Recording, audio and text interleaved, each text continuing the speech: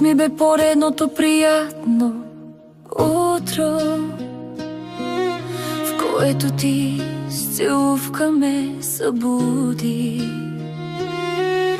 В душата ми е топло и уютно, а в стомаха си усещам пеперуди.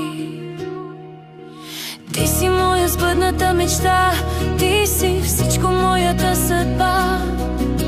Аз съм най-щастливата жена, обичам те от тук до края на света.